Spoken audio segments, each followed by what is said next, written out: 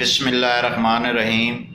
नाज़रीन, आज हम आपको अपने चैनल JNN में खुशामदीद कहते हैं।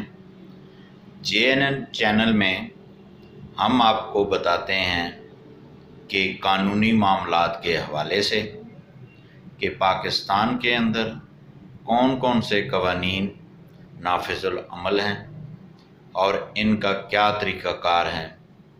नाज़रीन, जैसा कि आपने इससे पहले मेरी मुतअद्दिद वीडियोस जो हैं कानूनी मशवरे के हवाले से आपने सुनी होंगी।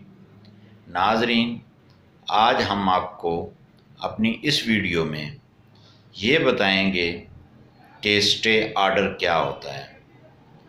स्टे आर्डर आम फहम में जो लोग मुआशरे के अदालतों में आते हैं, वो कोई भी देहातों में हो या शहर में हो, तो वो ये कहते हैं कि जनाब हमने जाके अदालत से स्टे ले लेना है।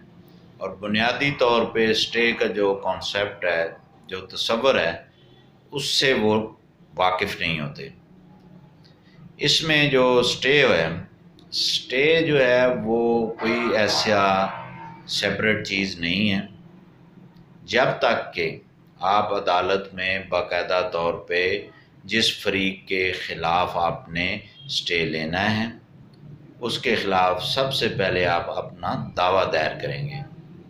जब आप दावा दायर करेंगे तो उसके साथ साथ दावे के साथ आप जो है वो आर्डर 39 रूल 12 ज़ाब्ते दीवानी के तहत आप एक दरख्वास्त दायर करेंगे।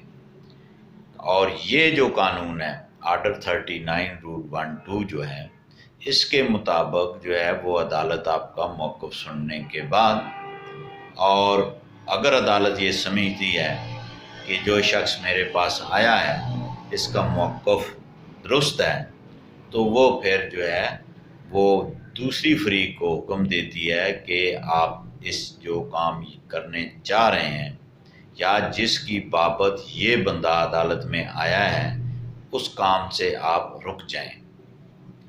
और किसी भी अदालत का ये हुक्म जो दरख्वास्त जो है ज़ेरे आर्डर 39 रूल 12 ज़ाब्ते दीवानी के तहत जो आर्डर होता है कि मुखालिफ फरीक को जो अदालत किसी किस्म के भी काम से रोकती है, तो आम फहम में जो हमारा सोसाइटी है उसमें कहते हैं कि जी स्टे हो गया है।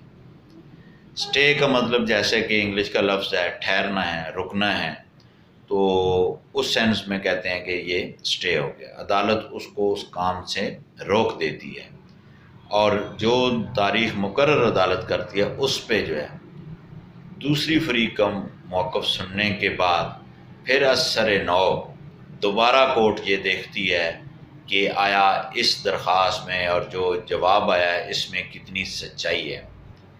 और अदालत उस मरहले पे अगर ये समझती है कि मुद्दई का यानी कि जिसने दरख्वास्त दायर की है उसका मौक़िफ़ दुरुस्त है, तो वो हमेशा के लिए जो है उसको स्टे कन्फर्म करती है कि आपने अब इससे दोबारा इसकी ख़िलाफ़ वर्जी दूसरी फरीक ने नहीं करनी।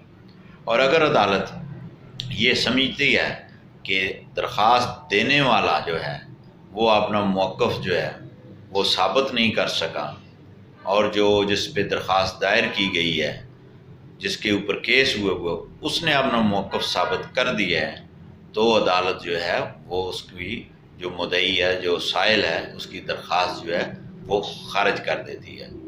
नाज़रीन, इसके बाद स्टे आर्डर के खारिज होने पर या इसकी मंजूर होने के बाद क्या तरीक़ाकार अपनाया जाएगा कि दोनों जो फरीक़ैन हैं वो क्या कर सकते हैं, कौन सी अदालत में जा सकते हैं।